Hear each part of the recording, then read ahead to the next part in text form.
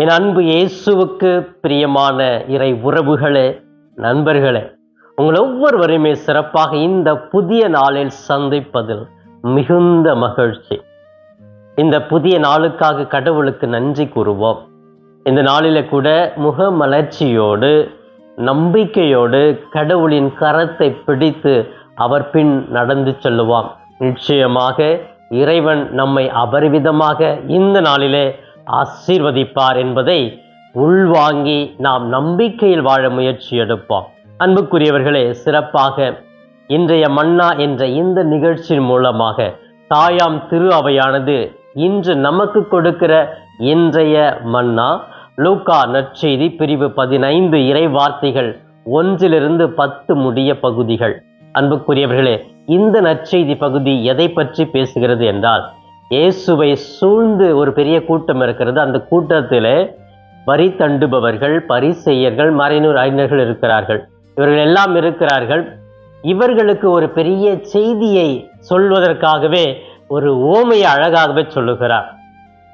அப்ப இயேசு அந்த இடத்துல இருக்கிறாரு. அதை பார்த்த உடனே அவங்களுக்குள்ள ஒரு சலசலப்பு ஏற்படுது. பாருங்க, என்ன அப்படின்னா, இவர் என்ன பாவிகளோட இருக்கிறாரு, நோயாளிகளோட இருக்கிறாரு, தாழ்த்தப்பட்ட மக்களோடு இருக்கிறார், இவர் யார், ஏன் அப்படி பண்ணிட்டு இருக்கிறார் அப்படின்னு யோசிக்கிறப்போ இந்த யோசனையை உணர்ந்த இயேசு அவர்களுக்கு ஒரு ஓமை சொல்றார்.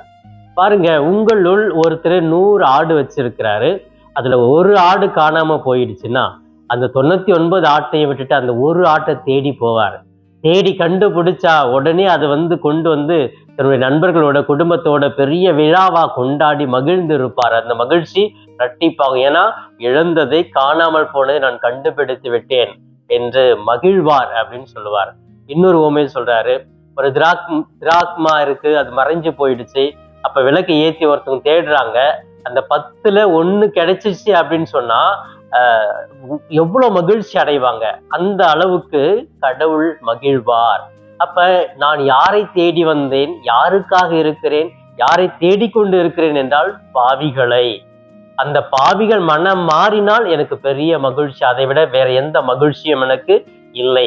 அந்த மகிழ்ச்சி விண்ணுலகில பெருமடங்காக இரட்டிப்பாக மாறுகிறது என்ற ஒரு உயர்ந்த ஒரு நல்ல பண்பை இயேசு கிறிஸ்து அந்த மக்களுக்கு போதிக்கிறார். அன்புக்குரியவர்களே, இந்த நற்செய்தி பகுதியை தியானித்து நம்முடைய வாழ்க்கையை நாம் யாரை தேட வேண்டும், எப்படி வாழ வேண்டும் என்பதை புரிந்து கொண்டு வாழ வேண்டும். இதற்கு ஒரு நல்ல ஒரு சின்ன கதையை ஒரு உதாரணமாக சொல்லுகிறேன். அண்ணாமலை என்ற ஒரு இருந்தான். சின்ன வயசுல ரொம்ப கடவுள் பக்தி அவனுக்கு, நல்ல நேர்மையா